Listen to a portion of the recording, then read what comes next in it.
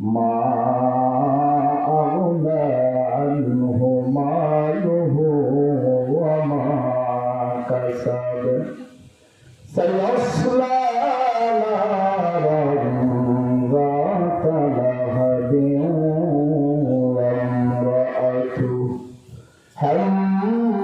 حمالة الحطب في جيدها حبل من مسد صدق الله العلي العظيم وصدق رسوله النبي الحبيب الكريم ونحن على ذلك من الشاهدين والشاكرين والحمد لله رب العالمين. قال النبي صلى الله عليه وسلم أنا خاتم النبيين لا نبي بعدي وقال عليه الصلاة والسلام إن الله وملائكته يصلون على النبي يا أيها الذين آمنوا صلوا عليه وسلموا تسليما اللهم صل على سيدنا مولانا محمد وعلى آله سيدنا مولانا محمد اللهم صل على سيدنا مولانا محمد وعلى آله سيدنا مولانا محمد যখনই কে সামনে চেহারা দেখালে না মুঝে সিনা पे दस्त कदम राखे निभाले ना मुझे अल्लाहुम्मा सल्ली ala sayyidina maulana muhammad wa ala ali sayyidina maulana muhammad alhamdulillah সম্মানিত মুসল্লিয়ান কেরাম আমি আলোচনার শুরুতে আপনাদের কাছে আরজ করব যারা আপনারা বাহিরে আছেন মেহেরবানি করে আপনারা মাহফিলে চলে আসুন যারা আসছেন বসেছেন আপনাদেরকে বলবো একটু সামনে এগিয়ে বসুন আপনারা আমার থেকে যদি এত দূরে হয় তাহলে আমি কথা বলতে পারবো না আর আমার ওয়াজের বয়সের প্রথমে আজকে বাদ মাগরিব মাইক বলছি যেহেতু আপনাদের মসজিদের ইমাম সেই জন্য আমার জন্য এবং সবসময় সমান নতুবা এই গ্রামে আমি 11টা মাইক ধরে আলোচনা করছি কারণ আজকে আমি এখানের গ্রামের একজন আপনাদের একজন আজকে যারা আসবে ওরা হলো আমাদের অতিথিদেরকে সম্মান দিতে হবে সেই জন্য বলবো আপনাদের এই আশা বসা যদি এলোমেলো হয় তাহলে অতিথিগণ আইসা কষ্ট পাবে এই জন্য বলবো অযথা বাহিরে ঘোরাফেরা না করে জান্নাতের বাগানে চলে আসি যারা এসেছেন মনোযোগ সহকারে ধৈর্য সহকারে বসবেন কয়েক মর্তবা আমার সাথে একটু আমার আল্লাহ পাকের জিকির করি লা ইলাহা ইল্লাল্লাহু লা ইলাহা ইল্লাল্লাহ লা ইলাহা ইল্লাল্লাহ লা ইলাহা لا إله إلا الله লা ইলাহা ইল্লাল্লাহ মুহাম্মাদুর রাসূলুল্লাহ। সকলে পড়েন সাল্লাল্লাহু আলাইহি ওয়াসাল্লাম। নবী দস্তানাদি গুমগুমিয়া খাদিমুল কোরআন পরিষদের উদ্যোগে আজকের এই তাফসীরুল কোরআন মহাসম্মেলনে সম্মানিত সভাপতি জনাব মোহাম্মদ সাজ্জাদ মিয়া সাহেব, সাবেক মেম্বার গুমগুমিয়া, আমার নাম পাশে যিনি বসা শেখ মুজিবুর রহমান লোকুস মিয়া সাহেব গুমগুমিয়া, আজকের মাহফিলের প্রধান অতিথি প্রখ্যাত আলেম দ্বীন, যার আলোচনা শোনার জন্য লক্ষ লক্ষ কোটি কোটি যুবকেরা পাগল করা হয়ে থাকে, যার কথাগুলা, যার এক একটা কথা ছুরির চেয়ে আরো দাঁড়াবে, যার এক একটা কথা যুব সমাজ তথা মুমিন মুসলমানের কলিজা পর্যন্ত যাই আঘাত করে, ঠিক কিনা বলে। জনাব হযরত মাওলানা মুফতি আনিসুর রহমান আশরাফি দামাত বরকাতুহু কুমিল্লা। আজকের মাহফিলের প্রধান আকর্ষণ মুফতি ইউসুফ বিন ইকবাল সাহেব দিওয়ারিয়া। আমন্ত্রিত উলামায়ে কেরাম, উলামা আহলে সুন্নাহ, আজকে আয়োজন যারা করেছেন খাদিমুল কোরআন পরিষদের আমার প্রাণপ্রিয় প্রত্যেকটা যুবক ভাইরা, আমার সামনে বসা রয়েছেন অত্র এলাকা দিনদার ইমানদার মুসলমান ভাই বাবারা, বাড়ি করে কান পেতে রয়েছেন পর্দার অন্তরালে অবস্থানরত আমার অত্যন্ত শ্রদ্ধেয় মা ও ভগ্নীগণ। মহান রব্বুল ইজ্জতের আলিশান দরবারে সর্বপ্রথম শুকর আদায় করছি যে মহান রব্বুল আলামিন আপনাদেরকে আমাকে আজকের এই তাফসীরুল কোরআন মাহফিলে আল্লাহ পাক আসার বসার তৌফিক দান করেছেন, সেই জন্য সকলের জবান খুলে পড়ি আলহামদুলিল্লাহ। এই আওয়াজ দিয়ে যদি আলহামদুলিল্লাহ পড়ে তাহলে শয়তান আমাদের কাছ থেকে দূরে যাইত না, শয়তান যে বাজায় তুলব। আলোচনা শুনতে গেলে শয়তান দ্বারা কাছে থাকলে আলোচনা মনোযোগ সহকারে শোনা যাবে না। এই জন্য শয়তানকে আমাদেরকে দূরে সরাই দিতে হবে। এই জন্য আবারও সকলে চিৎকার দিয়ে এই রাত্রের প্রথমাংশে নিস্তব্ধতাকে দূর করে দিয়ে শরীরের সব টুকুর ফেলে উজাড় করে দিয়ে আল্লাহকে সন্তুষ্টি করার লক্ষ্যে তার হাবিব কামদাওয়ালা সাল্লাল্লাহু আলাইহি ওয়াসাল্লামের মহব্বতে সকলে প্রাণ ঝড় ভাষায় চিৎকার দিয়ে একবার করে দেই আলহামদুলিল্লাহ। লক্ষ কোটি দুরূদ ও সালাম মানবতার মুক্তির দূত, মুক্তির দিশারি, সমস্ত সৃষ্টিকুলের প্রধান, সৃষ্টির প্রধান আকর্ষণ, যে নবীকে আল্লাহ পাক সৃজন না করলে কুল কায়নাতের কোনো কিছুই সৃষ্টি করতেন না। আল্লাহ পাক রব্বুল আলামিন সেই নবীর উম্মত হিসেবে আমাদেরকে কবুল করেছেন। আমরা খুশি না বেজার? দেখবো আজকে আপনাদেরকে পরীক্ষা করে কারা কারা বেজার আছে, একটা হাতটা উঠান। সবাই খুশি আমরা? তাহলে আমরা একটা স্লোগান দিব, যে স্লোগান শোনার পরে যারা এখনো আসে নাই, বাজারে কিন্তু অনেক মানুষ আছেন না নাই, বাড়িতে আছেন, আমি বলবো মেহরবানি করে, আমরা তো সবসময় বাজারে বসতে পারবো, প্রতিদিন বসতে পারবো, কিন্তু আজকের এই সময়টা, আজকের এই মাহফিলটা সবসময় হবে না। এই জন্য বলবো আমরা সকলে মাহফিলে চলে আসবো। তো আমরা একসাথে একটা স্লোগান দিব, সকলে আমার সাথে একটা স্লোগান দিবেন। সকলে বলেন নারে তাকবীর, নারে তাকবীর। সকলে বলেন মারহাবা। সম্মানিত হাজির, আজকের মাহফিলে কিন্তু আপনারা দেখেছেন, পুস্তকও দেখেছেন, তারপরে আপনারা ভেড়ারও দেখেছেন তাফসীরুল কোরআন মাহফিল। সেখানে তাফসীর করতে হবে, কোরআন দিয়ে কথা বলতে হবে। আমি আপনাদের সামনে পবিত্র কালামুল্লাহ শরীফ থেকে ছোট্ট একটা সূরা, যেই সূরার নাম সূরা নাহাল,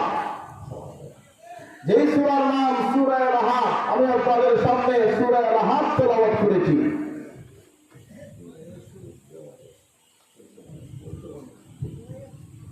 ঠিক আছে,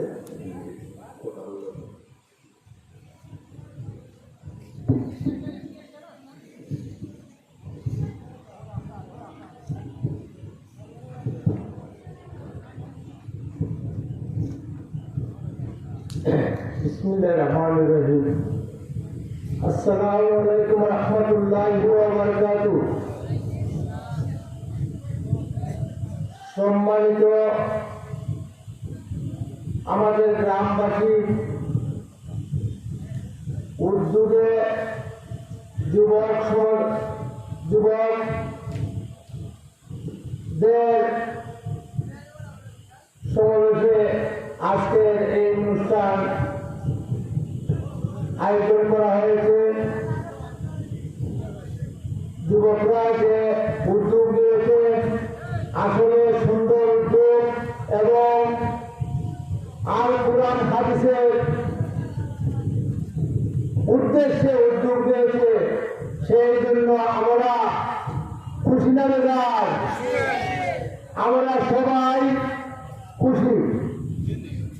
আমি আমাদের গ্রামের যুব সমাজ এবং মুরব্বীদের উদ্দেশ্যে দুটি কথা বলতে চাই।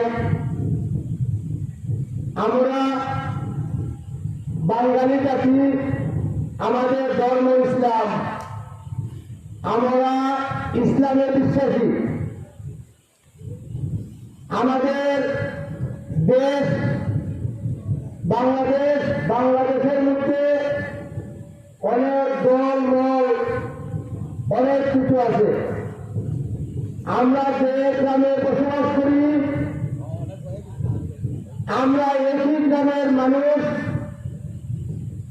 আমি মনে করি আমাদের গ্রামে দল নির্বিশেষে আমরা সবাই এক দলের মানুষ, আমরা এক সমাজের মানুষ, এক ফ্যামিলির মানুষ, এক পরিবারের মানুষ। কথাটা সত্য বললাম না মিথ্যা বললাম? আমাদের গ্রামের মধ্যে দল মল থাকতে পারে। আজকের যে উদ্যোগ, আমি এই কথাটা বলার কারণ হলো আমার কানের মাঝে কিছু নিউজ আসছে, যার জন্য আমি অনুরোধ করতে চাই আমাদের গ্রামের সবাইকে। এই গ্রাম আমাদের গ্রাম, ঐতিহ্যবাহী গ্রাম। আমাদের গ্রামের অনেক সম্মান রয়েছে এবং ঐতিহ্য রয়েছে, যার কারণে আমি সবাই উদ্দেশ্যে বলতে চাই, কারো মনে কিছু থাকলে একটি কথা বলে মানুষের শয়তানের শত রাস্তা আর সত্যের এক রাস্তা। আমরা সত্যের এক রাস্তার মধ্যে থাকতে আমাদের আজকের অনুষ্ঠান সফল করতাম। আমাদের এখানে অনেক দূর দূরান্ত থেকে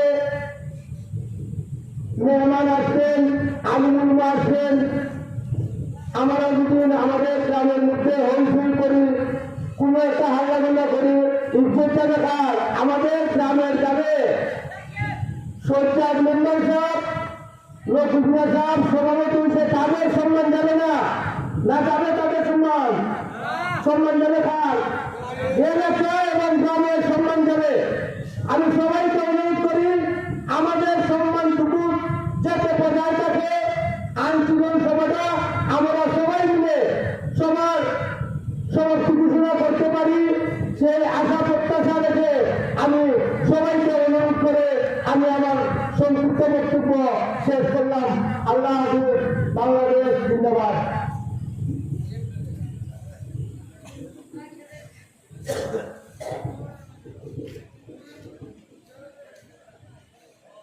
বসার সবাই বসেন। মোহাম্মদ রসুলুল্লাহ শরীফ পড়েন। আল্লাহুম্মা সাল্লি আলা সাইয়্যিদিনা মাওলানা মুহাম্মদ ওয়া আলা আলি সাইয়্যিদিনা মাওলানা মুহাম্মদ।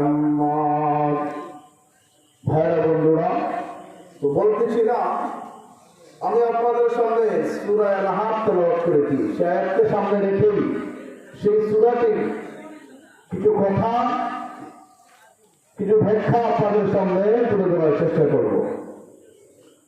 ভাইরা আমার, আল্লাহ রাব্বুল আলামিন পৃথিবীর জমিনে আপনাকে আমাকে পাঠিয়েছেন মহব্বত করে, মায়া করে। আল্লাহ রাব্বুল আলামিন আমাদেরকে কেন জন্ম দিয়েছেন, কেন পাঠিয়েছেন? উদ্দেশ্য হলো আমরা সবাই জানি আল্লাহর গোলামি, আল্লাহর দাসত্ব, আল্লাহর ইবাদত। আর প্রত্যেক যুগে যুগে আল্লাহ পাক মানব কুলদেরকে, মানুষদেরকে সঠিক রাস্তা দেখানোর জন্য প্রত্যেক যুগে এক একজন পয়গাম্বর পাঠিয়েছেন। সেই সুবাদে আল্লাহ পাক আপনাদেরকে, আমাদেরকে একজন পয়গাম্বরের উম্মত বানিয়েছেন, একজন আখিরি নবীর উম্মত বানিয়েছেন, মুহাম্মদুর রাসূলুল্লাহ সাল্লাল্লাহু আলাইহি ওয়াসাল্লাম।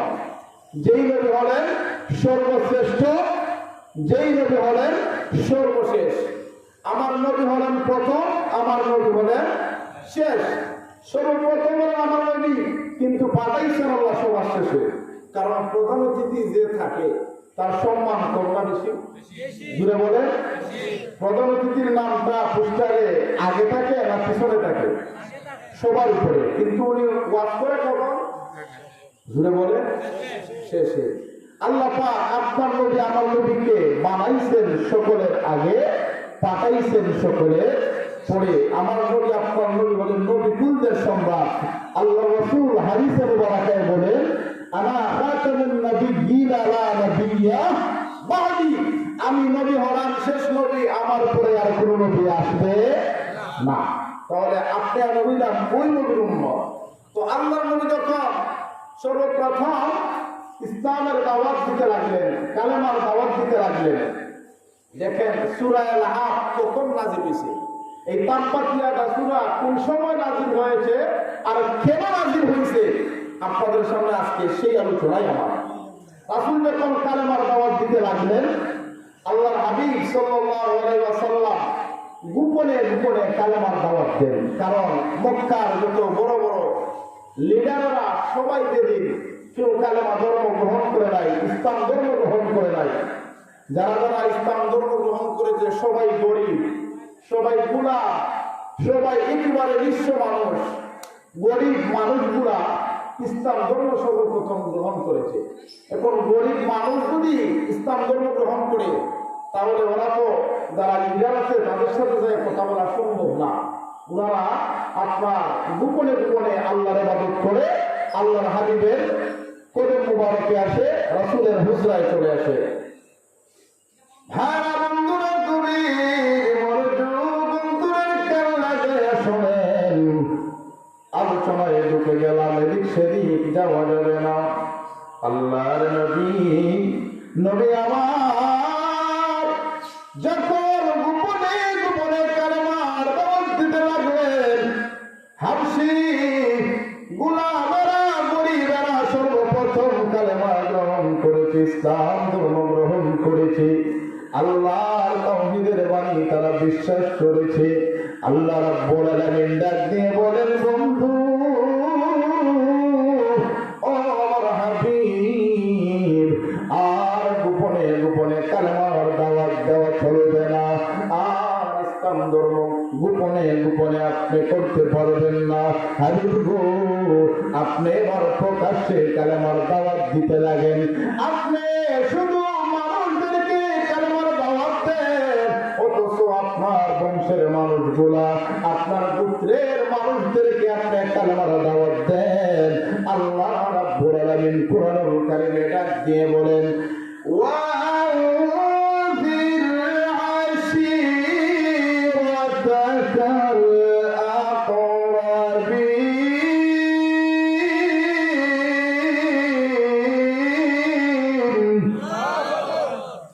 আল্লাহ রাব্বুল আলামিন ডাক দিয়ে বলেন, বন্ধু আমার হাবিব, আর গোপনে কালেমার দাওয়াত নয় গো, এবার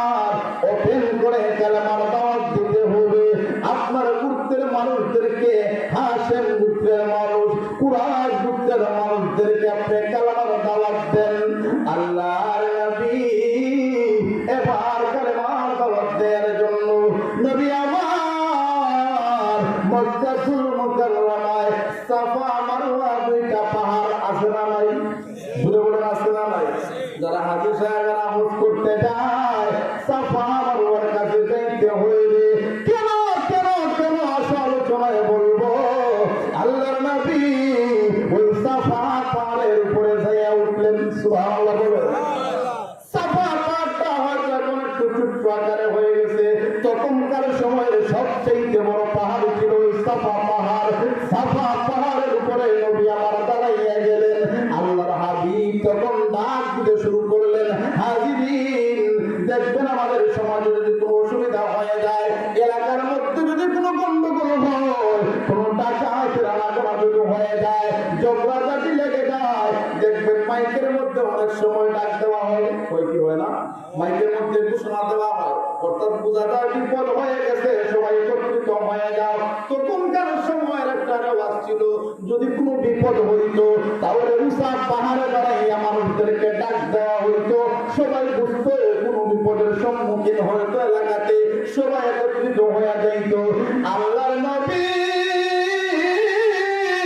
সাফার পাহাড়ে দাঁড়াইয়া নবী আমার যখন ডাকটা নিয়ে দিলেন, কুরাইশ বংশের মানুষেরা রে, হাসেম গোত্রের মানুষেরা সবাই নবীজির ডাকে সাড়া দিয়েছে।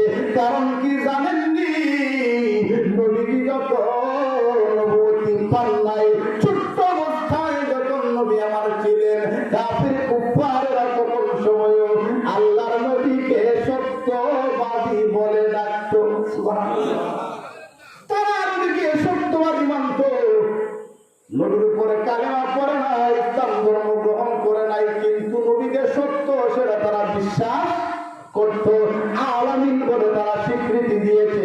যখন শুনতে পাইল রে আব্দুল্লাহর ছেলে মুহাম্মদ পাহাড়ে দাঁড়াইয়া মুহাম্মদ ডাক দিছে না, এরা অসত্যের কিছু হতে পারে না, হয়তো কোনো বিপদের সম্মুখীন হতে পারে। যাই সবাই যখন দৌড়ায় একত্রিত হয়ে গেল, সবাই একত্রিত হওয়ার পরে নবী আমার ডাক দিয়ে বললেন, ও আমার আপনজনেরা রে, ও আমার বংশের লোকেরা, ওরে মক্কার মানুষেরা, আমি আপনাদেরকে একত্রিত করেছি একটা কারণে। কি কারণ? আমি আপনাদেরকে একটা কারণে আজকে এখানে একত্রিত করেছি। যদি পাহাড়ের ওই পাশ থেকে আপনাদের কাছে যদি কোনো বিপদের সম্মুখীন আসে, কোনো বিপদ আপনাদের কাছে চলে আসবে, তাহলে আপনারা কি বাঁচার জন্য চেষ্টা করবেননি? সবাই একত্রিত হয়ে বলে, অবশ্যই অবশ্যই আমাদেরকে তো বিপদের সম্মুখীন হইলে আমরা তো বাঁচার জন্য চেষ্টা করতে হবে। আল্লাহ নবী ডাক দিয়ে কয়, আপনজনেরা রে, আমি আজকে আপনাদেরকে এমন একটা সংবাদ শোনাইয়া দেব রে, এমন একটা ঘোষণা দিয়ে দেব। কি ঘোষণা? আমি আপনাদেরকে সবচেয়ে একটা দুঃসংবাদ আপনাদেরকে শোনাইয়া দেব। এমন একটা বিপদের কথা আপনাদেরকে শোনাবো, এমন একটা ভয়াবহ অবস্থার কথা শোনাবো, এটা দুনিয়ার কোন বিপদের সম্মুখীন না রে। আমি আপনাদেরকে একটা মেসেজ দিতে চাই, ওই জাহান্নামের আগুন থেকে বাঁচার জন্য সবাই মিলে আমার আল্লাহর উপরে ঈমান আনো। আমি যে আখিরি পয়গম্বর সেটা তোমরা বিশ্বাস করে নাও। সুবহানাল্লাহ। নবী যখন এই কথা বললেন যে তোমরা সবাই কালেমা পড়ে মুসলমান হও, যদি তোমরা বিপদ থেকে বাঁচতে চাও, যদি তোমরা জাহান্নামের আগুন থেকে বাঁচতে চাও, আপনারা বলুন তো সবচেয়ে বড় আযাব, সবচেয়ে বড় বিপদ হলো আমাদের জন্য জাহান্নামের আগুন। কথা বলেন ঠিক কিনা? এর থেকে বড় কোনো আযাব হতে পারে? দুনিয়ার মধ্যে যদি আপনি বিপদের সম্মুখীন হন, কোনো প্রবলেমে পড়েন, আপনি দেখবেন কাটাইয়া উঠতে পারবেন। আপনি জেনে গেছেন, আপনার সাজা শেষ, আপনি বের হবেন, আপনার সঙ্গে ডাকাত আসছে, আপনি হয়তো একটু আপনার লাঞ্ছিত হবেন, কিন্তু আপনি উদ্ধার হবেন। কিন্তু জাহান্নাম এমন একটা জায়গা, সেখান থেকে বাঁচার কোনো উপায় নাই। তো নবীজি এই দাওয়াতটাই দিতেছিলেন, যদি ওই জাহান্নাম থেকে বাঁচতে চাও তাহলে তোমরা কালেমা পড়ে মুসলমান হও। আমি যে আখিরি নবী, আল্লাহর প্রেরিত পয়গম্বর, আমাকে স্বীকৃতি দাও। তখনকার সময়ে সবাই তারা আশ্চর্য হয়ে গেল। ওই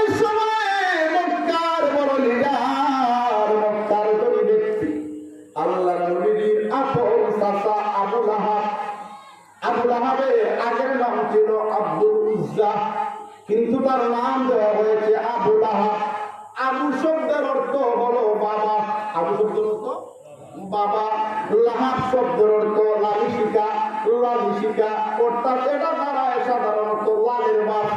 কার বাপ? লালের বাপ। কেন বলা বলতো জানেননি? ওই আবু লাহাব ধনী ছিল। ওই আবু লাহাব তখন একটা ডাক দিয়ে কয়, এই মুহাম্মদ, কি বলছো সব? তুমি এই কথা বলার জন্য আমাদেরকে একত্রিত করছো? এই মিথ্যা তহমত, মিথ্যা কথা আমাদেরকে বলার জন্য তুমি কি আমাদেরকে একত্রিত করেছো? আবু লাহাব তখন সময় আপনার মাটি থেকে পাথরগুলা হাতে নিচে নবীকে আঘাত করার জন্য, নাউজুবিল্লাহ বলে, পাথর হাতে নিচে আঘাত করতো। অথচ আপন বাতিজা আমার নবীজির বাবা নাই রে, আমার নবীজির মা নাই, এতিম সন্তান। যদি বাবা মইরা যায়, আমাদের সমাজে বলা হয় যদি বাবা মরে, বাবার পরে চাচা যদি থাকে, তাহলে চাচা হলো বাবার মতো, ঠিক কিনা? কিন্তু আমার নবী এতিম। ওই আবু লাহাব হাতে পাথর নিচে রে নবীর আঘাত করার জন্য। হাজিরিন আমার, কেমন নবীর উম্মত আপনি আমি হইছি, একটু আলোচনা শুনেন। যেই মুহূর্তে হাতটারে এইভাবে নিচে, এইভাবে যেই মাত্র হাতটারে নিচে রে, হাতটা নাড়াচড়া করতেছে, আঘাত করবে, আল্লাহ রাব্বুল আলামিন ওই সময়ে ডাক দিয়া কয়, জিবরাইল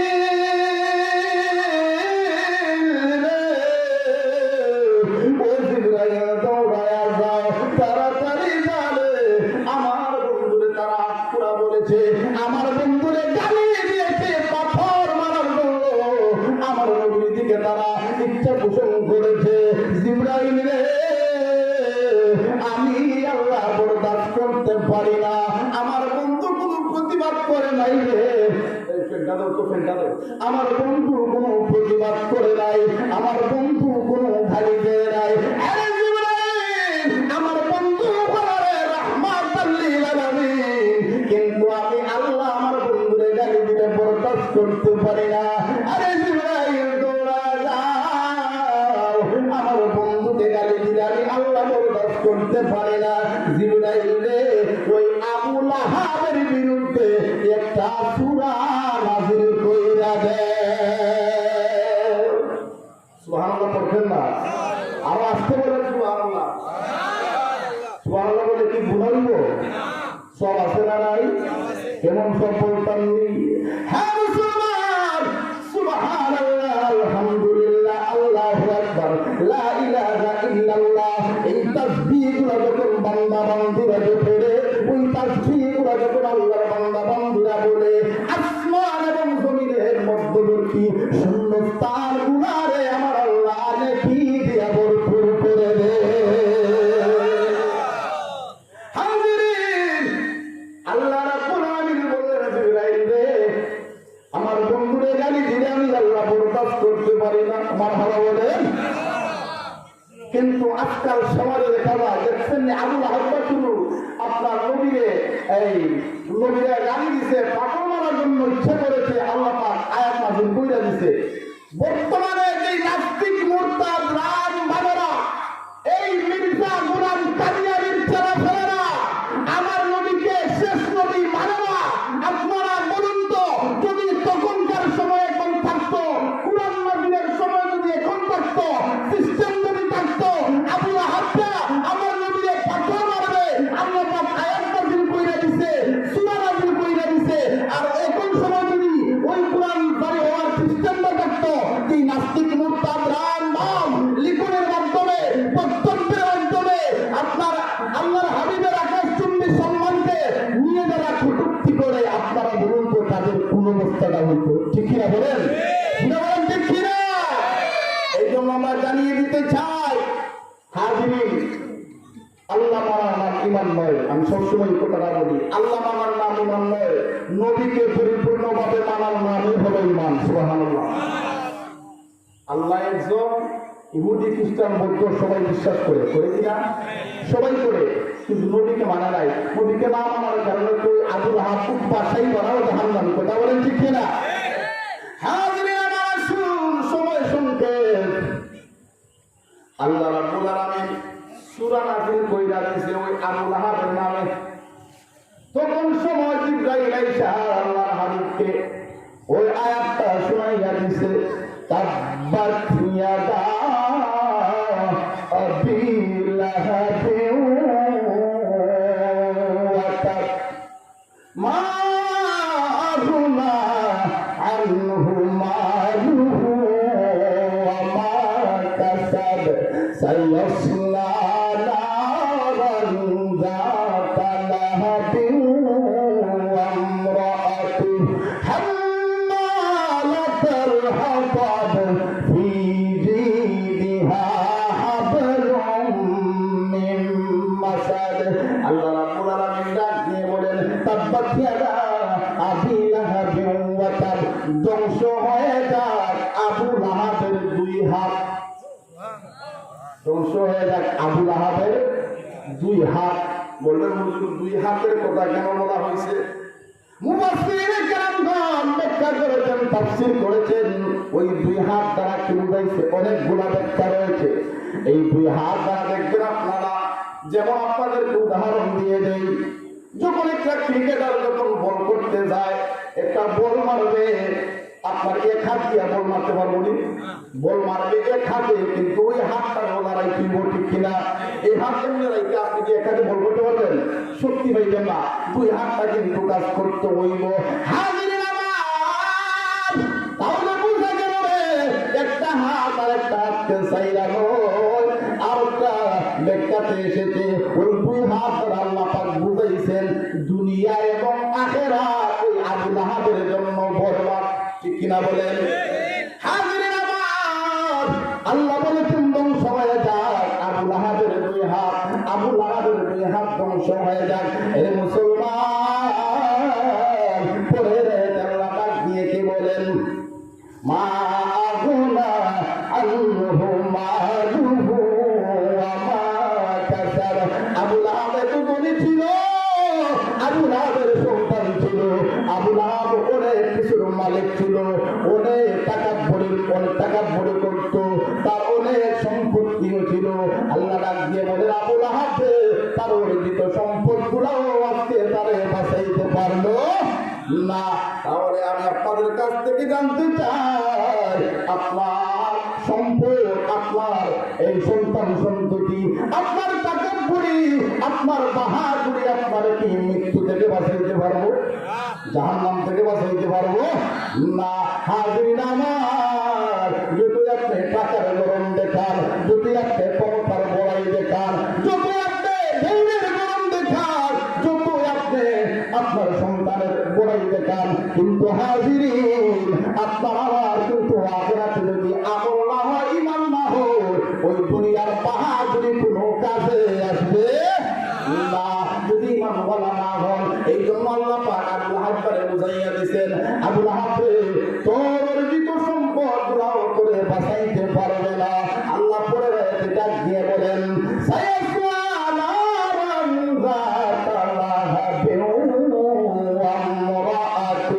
আল্লাহ রাব্বুল আলামিন ওই আয়াতে আবু লাহাবের স্ত্রীরও বলেছেন, আবু লাহাব এবং আবু লাহাবের স্ত্রী আগুনের লালিশিকায় জাহান্নামের আগুনে তারা জ্বলবে। যেরকম নাউযুবিল্লাহ।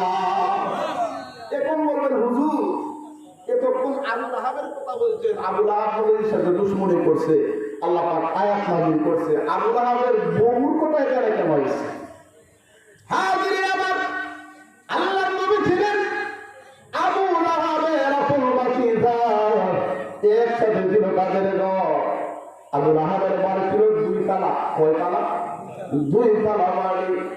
আম্মা জান হযরতে খাদিজাতুল কুবরা রাদিয়াল্লাহু তাআলা আনহা যখন বাহিরে যাইতেন, বাহিরে যখন দাঁড়ায় যাইতেন, আবু লাহাবের স্ত্রী উম্মে জামিল আবু লাহাবের স্ত্রী উপর থেকে আপনার সমস্ত ময়লাগুলা সব কিছু খাদিজাতুল কুবরা রাদিয়াল্লাহু তাআলা আনহার উপরে ছেড়ে দিত। নাউযুবিল্লাহ বলেন। এমন কষ্ট দিত, শুধু তাই না, শুধু তাই না, মুফাসসিরিনে কেরামগণ বলেছে আল্লাহ রাব্বুল আলামিন ডাক দিয়ে বলেন, ও আবু লাহাবের স্ত্রী, আবু লাহাবের স্ত্রী ছিল লাকড়ি টুকাওয়া। আপনার লাকড়ি সে আপনার মাঠে যাইয়া জঙ্গলে যাইয়া লাকড়িগুলা নিয়ে আসতো, আপনার ওই তার গলার মধ্যে কয়েকটা শিকড় ছিল রে। শেষের আয়াতে আমার আল্লাহ ডাক দিয়ে বলেন হাবলুম মিন মাসাদ। ওই মাসাদ শব্দের অর্থ হলো আপনার এই লাকড়ির শিকড়টাকে বলা হয়েছে। হাজিরিন আমার, আল্লাহর নবী দুধ আমাদের বাদশা নবী যখন আবু লাহাব আল্লাহর নবীর এরকম পাথর মারার জন্য যখন সে আপনার এইভাবে যখন পাথরটা হাতে নিয়ে যখন বলেছিল, আল্লাহ রাব্বুল আলামিন যখন আয়াতটা নাযিল করে দিয়েছিলেন, ওই সময় নবীজির সাথে ছিল হযরত আবু বকর রাদিয়াল্লাহু তাআলা আনহু। আবু বকর নবীজিকে সাথে নিয়া খানায়ে কাবার পাশে নিয়া দাঁড়াইয়া আবু বকর সিদ্দিক কোরআন তেলাওয়াত করেন। ওই মুহূর্তে দেখা যায় ওই আবু লাহাবের স্ত্রী হাতের মধ্যে দুইটা পাথর নিয়া আমার নবীর কাছ দিয়া যাইতেছে। নাউজুবিল্লাহ। দুইটা পাথর হাতে নিয়ে আবু লাহাবের স্ত্রীও যাইতেছে। আবু বকর সিদ্দিক দৃশ্যটা দেখলেন, আমার নবীজিও দেখলেন। তো মহিলাদের সাথে যারা ভালো মানুষ এরা কোনোদিন মহিলার সাথে ঝগড়া করে না, কারণ মহিলারা যদি কোনো পুরুষকে আঘাত করে মান সম্মানের ব্যাপার না। আবু বকর সিদ্দিক এবার আশ্চর্য হয়ে গেলেন। আবু লাহাবের স্ত্রী আসতেছে পাথর হাতে নিয়ে। আবু লাহাবের স্ত্রীর গলার মধ্যে উম্মে জামিলের গলার মধ্যে বড় একটা হার ছিল, তৎকালীন সময়ের সবচাইতে দামি স্বর্ণের হার। ওই আবু লাহাবের স্ত্রীর গলার মধ্যে ছিল। সব সময় সে হাতটার বার কইরা একটা অহংকার দেখাইতো, তাকাব্বুরি দেখাইতো যে আমি সবচাইতে দামি হার পড়তেছি। ওই আবু লাহাবের স্ত্রী হাতে পাথর নিয়া খানায়ে কাবার দিকে আমার নবীর দিকে যখন আসতেছে হাতে পাথর নিয়া আর হার গুলারে দেখাইয়া